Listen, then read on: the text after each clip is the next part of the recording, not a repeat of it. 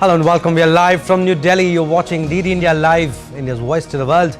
I'm Abhishek Mahajan. Coming up in the next 30 minutes.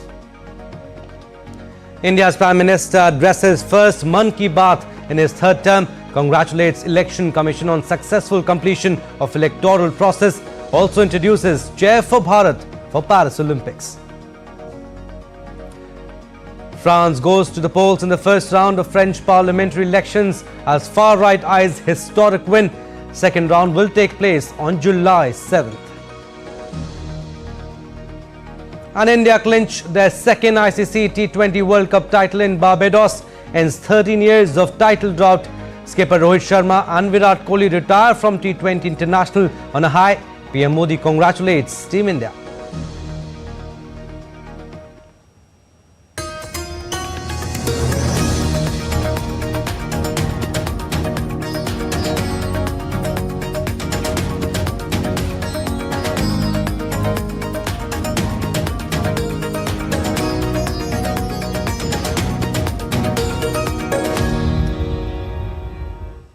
India's Prime Minister Narendra Modi shared his thoughts with countrymen in India and abroad in his monthly Mann Ki Baat radio broadcast. Today's episode of Mann Ki Baat was the first after PM Modi assumed office for a third term. PM Modi touched upon various issues of social and cultural importance with the citizens of India. India's Prime Minister Narendra Modi's Mann Ki Baat, the monthly radio broadcast, resumed on Sunday. Sharing his thought, Prime Minister Modi said, Mann Ki Baat radio program may have been paused for a few months, but the spirit of Mann Ki Baat in the country and society carried on relentlessly. Prime Minister Narendra Modi thanked the citizens of the country to show their faith in democracy and participated in the world's largest democratic exercise. मैं आज देशवासियों को धन्यवाद भी करता हूं कि उन्होंने हमारे संविधान और देश की लोकतांत्रिक व्यवस्थाओं पर अपना अटूट विश्वास दोहराया है। 24 का चुनाव दुनिया का सबसे बड़ा चुनाव था। दुनिया के किसी भी देश में इतना बड़ा चुनाव कभी नहीं हुआ, जिसमें 65 करोड़ लोगों ने वोट डाले हैं। मैं चुनाव आयोग और मतदान की प्रक्रिया से जुड़े हर व्यक्ति को इसके लिए बधाई देता हूं। Noting the importance of 30th of June for Santals, that is celebrated as Hool Divas or Rebellion Day, Prime Minister Modi remembered the indomitable courage of Veer Sidhu Kanhu, who led the rebellion and fought against the British regime. 30 जून का यह दिन बहुत ही महत्वपूर्ण है। इस दिन को हमारे आदिवासी भाई बहन हूल दिवस के रूप में मनाते हैं।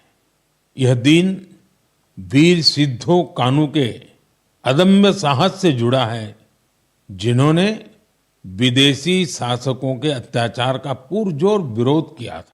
India launched a special campaign, Ek Ped Maa Ke Naam, on World Environment Day this year. Prime Minister Modi appealed to everyone to plant a tree along with their mothers or in their name under this campaign. इस वर्ष विश्व पर्यावरण दिवस पर एक विशेष अभियान शुरू किया गया है। इस अभियान का नाम है एक पेड़ मां के नाम। मैंने भी एक पेड़ अपनी मां के नाम लगाया है। मैंने सभी देशवासियों से, दुनिया के सभी देशों के लोगों से ये अपील की है कि अपनी मां के साथ मिलकर या उनके नाम पर एक पेड़ जरूर लगाएं। Prime Minister Modi also mentioned the importance of Sanskrit as it played a big role in the progress of ancient Indian knowledge and science. Prime Minister Modi urged countrymen to connect the ancient language in their daily life. आज 30 जून को आकाशवाणी का Sanskrit bulletin अपने प्रसारण के 50 साल पूरे कर रहा है। मैं ऑल इंडिया रेडियो परिवार को बधाई देता हूं। साथियों, संस्कृत की प्राचीन भारतीय ज्ञान और विज्ञान की प्रगति में बड़ी भूमिका रही है। आज के समय की मांग है कि हम संस्कृत को सम्मान भी दें और उसे अपने दैनिक जीवन से भी जोड़ें। Prime Minister Modi also spoke about Indian heritage celebrated by Suriname and St. Vincent and Grenadines. He also thanked Kuwait government for a radio show dedicated to the Indian culture. The 10th International Day of Yoga celebrations was also mentioned by Prime Minister Modi in Mann Ki Baat program. The radio broadcast was last aired on February 25th and then took a break for general elections. Bureau Report, DD India. Prime Minister Narendra Modi also spoke about the Indian products which are in great demand across the world. He especially mentioned Araku coffee of Andhra Pradesh, which has received many global awards, and snow peas of Kashmir. क्यों? भारत के कितने ही products हैं जिनकी दुनिया भर में बहुत demand है, और जब हम भारत के किसी लोकल प्रोडक्ट को ग्लोबल होते देखते हैं तो गर्व से भर जाना स्वाभाविक है। ऐसा ही एक प्रोडक्ट है अराकू कॉफी। अराकू कॉफी की खेती से करीब 1.5 लाख आदिवासी परिवार जुड़े हुए हैं। दिल्ली में हुई G20 समिट में भी कॉफी छाई हुई थी। आपको जब भी अवसर मिले आप भी अराकू कॉफी का आनंद जरूर लें। साथियों, लोकल प्रोडक्ट को ग्लोबल बनाने में हमारे जम्मू कश्मीर के लोग भी पीछे नहीं हैं। पिछले महीने जम्मू कश्मीर ने जो कर दिखाया है वो देश भर के लोगों के लिए भी एक मिसाल है। यहाँ के पुलवामा से स्नो पीज की पहली खेप लंदन भेजी गई। And voting got underway in France's overseas territories on Saturday in high-stakes snap parliamentary elections that could see the far-right party of Marine Le Pen take power for the first time. And polling stations in the Pacific territory of New Caledonia opened at 10 p.m. Paris voting in mainland France started on Sunday. Support for the anti-immigration and Eurosceptic National Rally party has surged despite President Emmanuel Macron's pledges to prevent its ascent. Most polls put the National Rally on course to win the largest number of seats in the 577-member National Assembly, Parliament's lower house, but it remains unclear if the party will secure an outright majority. All right, let's go across to Paris. DD India's Ross Cullen is joining us live from there. Ross, latest you can tell us on the first round of the France elections as polling is underway. Yeah, hi Abhishek. We're here in Paris outside a polling station. Voting taking place from 8 a.m. until 8 p.m. in mainland France. And then after that point, local time 8 p.m, we should get a projection, a snapshot of how France is looking after the first round of the two-round election. We will get some MPs elected on Sunday, but if you don't get over 50% of the vote, then you and your fellow candidates will go to a runoff. So Sunday, the 7th of July, also important for the definitive moment in this election. But it's important to note that after the voting today, we will get that view of how the political landscape could likely look for France for the next 5 years. If Emmanuel Macron can hold on to his status as the largest party, if there will be inroads from the left-wing coalition, if the far right can secure the greatest number of MPs, or as you mentioned, the possibility of an outright majority. But Ross, what are the main issues that French voters are considering as they cast their votes?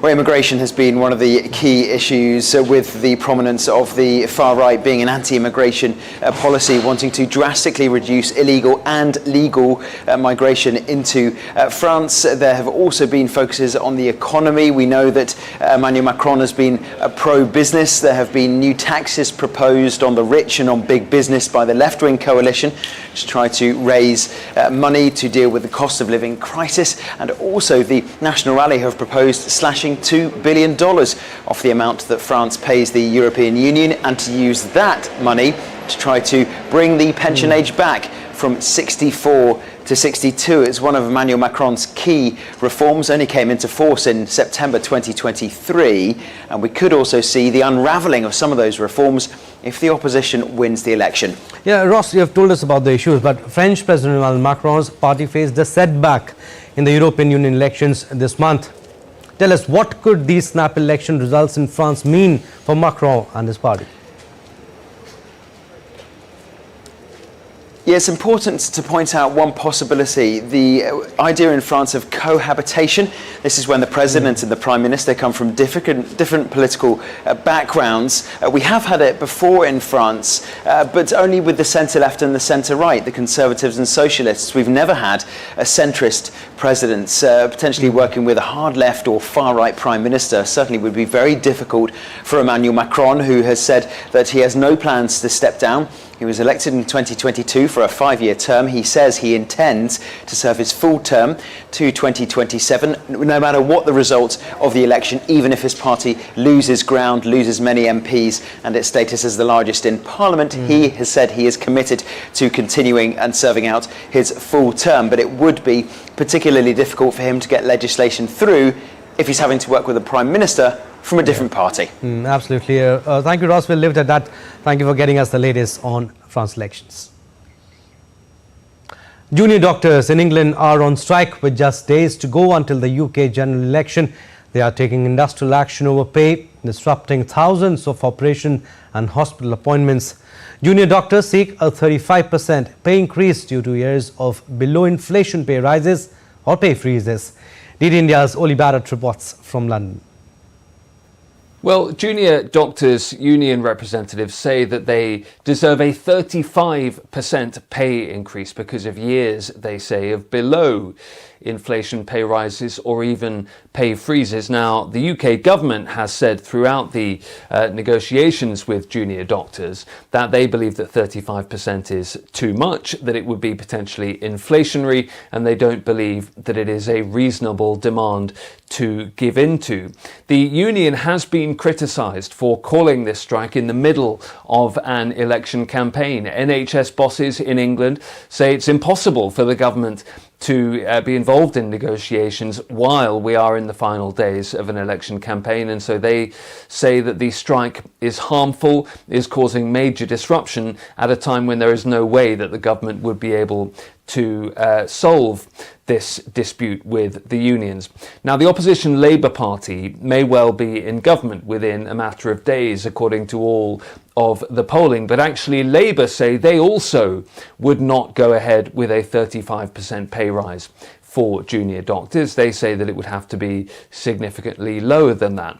All of that said, the junior doctors union representatives have sounded a bit more optimistic that with a Labour government in power, if that's what we have after July the 4th, that they might be able to come to some sort of resolution. Labour have criticised the Conservatives for not solving the dispute earlier, but the Conservatives have criticised Labour for claiming that they would be able to solve the dispute without explaining how exactly they would do that, given that they also say they wouldn't want to go ahead with a 35% pay rise. All of this, though, illustrates the kind of difficulties that will face whoever gets into power after July the 4th. Oli Barrett in London reporting for DD India. A United Nations-led meeting with Afghanistan's Taliban will be held in Qatar today. Under Secretary General for Political and Peace-Building Affairs at the United Nations, Rosemary DiCarlo, will chair the two-day meet. The meeting will address the multiple challenges facing the Afghan people, Afghanistan's neighbours, the region and the broader international community. The meeting, which will also be attended by envoys from some 25 countries, will be the third such meeting in Doha, but the first attended by the Taliban. The UN-led meeting aims to engage with the Taliban on a way to improve the lives of millions of Afghans. The meeting will also focus on engagement going forward, along with sessions on private sector business and counter-narcotics. In May 2023, Guterres started the first Doha conference to boost engagement and provide humanitarian aid to Afghanistan without inviting the Taliban. The Taliban chose not to attend the second meeting in February, which included special representatives from 25 countries. Now, Russian forces on Saturday fired missiles in southeastern Ukraine that killed 7 people. The attack caused major damage to residential areas and critical facilities. Ukrainian President Zelensky repeated his appeal to allies to provide Ukraine with more long-range weapons and enhanced air defenses to stop what he said were daily attacks on his country. The assault underscores the continued volatility and human cost of the conflict. drawing international condemnation and calls for renewed efforts towards a peaceful resolution. All right, we'll slip into a very short break, but still to come on this edition of DD India Live. India's Prime Minister Narendra Modi releases 3 books on the life and journey of former Vice President of India, M. Naidu. And India's External Affairs Minister Dr S Jaishankar to pay an official visit to the state of Qatar.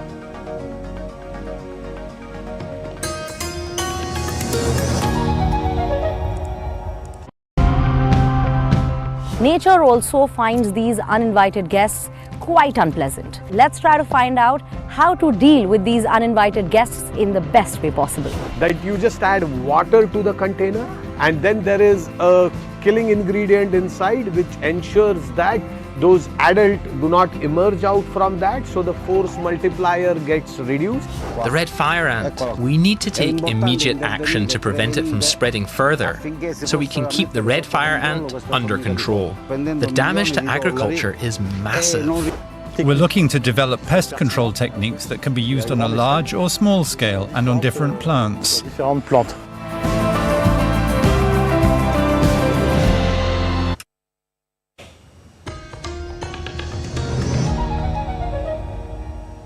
Welcome back. You're watching DD India Live. I'm Abhishek Mahajan. Prime Minister Narendra Modi in his Mann Ki Baat address conveys best wishes to Olympic-bound athletes. 2024 Paris Games kick off on July 26th. He also urged everyone to support the athletes. अगले महीने इस समय तक Paris Olympic शुरू हो चुके होंगे। मुझे विश्वास है कि आप सब भी ओलंपिक खेलों में भारतीय खिलाड़ियों का उत्साह बढ़ाने का इंतजार कर रहे होंगे। मैं भारतीय दल को ओलंपिक खेलों की बहुत बहुत शुभकामनाएं देता हूं। हम सबके मन में टोक्यो ओलंपिक की यादें अब भी ताजा हैं। टोक्यो में हमारे खिलाड़ियों के प्रदर्शन ने हर भारतीय का दिल जीत लिया था। टोक्यो ओलंपिक के बाद से ही हमारे एथलीट्स पेरिस ओलंपिक की तैयारियों में जी जान से जुटे हुए थे। सभी खिलाड़ियों को मिला दें तो इन सब ने करीब 900 इंटरनेशनल कंपटीशन में हिस्सा लिया है। ये काफी बड़ी संख्या है। And India secured their second T20 World Cup title with a dramatic 7-run win over South Africa at the Kensington Oval in Bridgetown on Saturday. Electing to bat on a dry surface, 2007 champions India overcame a top-order meltdown to post a competitive 176 for the loss of 7 wickets. Virat Kohli scored a crucial 76. He struck his first half-century of this World Cup, and Akshar Patel smashed 47 to power India to a healthy total. Anrik Nokia and Keshav Maharaj claimed 2 wickets apiece for South Africa. The Proteas suffered a top-order collapse of their own, but Quinton de Kock and Tristan Stubbs put their chase back on track. Henrik Larsson, who scored 52, then counter-attacked in spectacular fashion, but India's impeccable death overs bowling restricted South Africa to 169 for 8, and India eventually winning the World Cup by 7 runs. And Indian President Draupadi Murmu congratulated Team India on victory. She posted on X, and I quote her, "My heartiest congratulations to Team India for winning the T20 World Cup. With the never say die spirit, the team sailed through difficult situations and demonstrated outstanding skills throughout the tournament. It was an extraordinary victory in the final game. Well done team, we are proud of you." And Prime Minister Narendra Modi spoke to the Indian cricket team on the phone. He congratulated Rohit Sharma for his splendid captaincy and appreciated his T20 career. He lauded Virat Kohli for his innings in the final as well as contribution to the Indian cricket. He appreciated Hardik Pandya for his final over and Surya Kumar Yadav also for his outstanding catch. He also talked highly of Jasprit Bumrah's contribution. PM also thanked Rahul Dravid for his contributions to Indian cricket. Team India को इस भव्य विजय के लिए सभी देशवासियों की तरफ से बहुत बहुत बधाई। आज 140 करोड़ देशवासी आपके इस शानदार प्रदर्शन के लिए गर्व अनुभव कर रहे हैं। खेल के मैदान में आपने वर्ल्ड कप जीता, लेकिन हिंदुस्तान के हर गांव, गली, मोहल्ले में आपने कोटि कोटि देशवासियों का दिल जीत लिया। और ये टूर्नामेंट एक विशेष कारण से भी याद रखी जाएगी। इतने सारे देश, इतनी सारी टीमें और एक भी मैच हारना नहीं, ये छोटी उपलब्धि नहीं है। आपने क्रिकेट जगत के हर महारथी, उनके हर बॉल को खेला और आपने शानदार विजय प्राप्त करते रहे। एक के बाद एक विजय की इस परंपरा ने आपके हौसले को तो बुलंद कर दिया, लेकिन इस पूरी टूर्नामेंट को भी रसप्रद बना दिया, रोचक बना दिया। आपने शानदार विजय प्राप्त की है। मेरी तरफ से मैं आपको बहुत बहुत बधाई देता हूं, बहुत बहुत शुभकामनाएं देता हूं। And DD correspondent Tapas Bhattacharya spoke to jubilant fans after India's victory in T20 World Cup at Barbados. India is the T20 World Champion. How's that?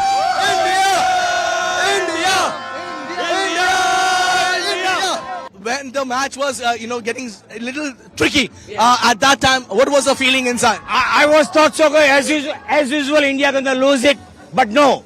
Mr. Pandya, our Gujju boy, make it. Yes! I thought at some point that maybe Bumrah should have come a day over early, but I was getting nervous, but I had faith. Believe in India. Bumrah, you made the game. You made it. You changed it for us. Thank you. Every time I was sitting down, someone was getting out. So my friends told me don't get up at all. I was glued to my seat and I only got up every time there was a catch or a wicket. Fantastic match. Loved it. That catch was amazing. I think it was a turning point for me. And that particular over of Bumrah, that was amazing. Oh, it was fantastic. Yep. Bumrah is the world champion bowler. Oh yeah. Virat is doing very good, and when Klassen out, that is the turning point of India. The best game ever. South Africa played well, but the champions India, superb. Keep it up. Virat Kohli and Rohit Sharma, brilliant. I would say we are West Indian, and we were supporting India for this match, my son and I. You guys were supporting. How many of you turned up here? Everybody!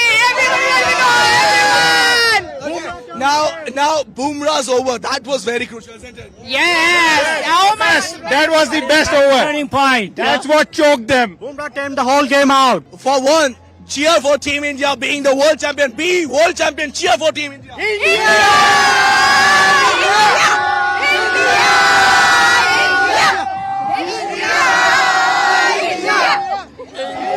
With Doordarshan Dr S Jaishankar, this is Prasar Bharati for TD India from Barbados. And yes, we are world champions! India's Prime Minister Narendra Modi releases 3 books on the life and journey of former Vice President of India M. Naidu on Sunday via video conferencing. The books include biography of former Vice President titled Naidu, Life in Service. Second book tells us Naidu's journey as 13th Vice President of India, while the third book articulates a pictorial biography in Telugu showing journey of Naidu. And General Upendra Dwivedi has assumed the role of the 30th Chief of the Army Staff from General Manoj Pandey, who retired on Sunday. An alumnus of Sainik School, Rewa, General Dwivedi was commissioned into Jammu and Kashmir Rifles in 1984. With 40 years of military experience, he brings a wealth of knowledge and a proven track record in operational and staff roles across various theatres. His focus will be on enhancing operational preparedness, integrating modern technologies and promoting a culture of trust among soldiers and veterans. And India's External Affairs Minister Dr S Jaishankar will pay an official visit to the state of Qatar today. During the visit, the meet He will meet the Prime Minister and Foreign Minister of Qatar, Sheikh Mohammed bin Abdul Rahman bin Jassim Al Thani. India and Qatar share historic and friendly relations which are marked by regular exchange of high-level visits. Prime Minister Narendra Modi had visited Qatar on 14th to 15th February 2024 and held discussions with Qatar's Amir Sheikh Tamim bin Hamad Al Thani. External Affairs Minister's visit will enable both sides to review various aspects of bilateral relations, including political, trade, investment, energy, security, cultural and people-to-people, as well as the regional and international issues of mutual interest. Well, that's all for this edition of DD India Live, but do let us know your thoughts on the news of the day. For those on the go, you can get all the latest news and updates from India and across the world on DD India mobile app. The app is available on both Android and iOS. Scan the QR code on the screen to download now. And we'll be back with more news as it breaks air on DD India. I'm Abhishek from all of us here in Delhi. Thanks for watching DD India Live.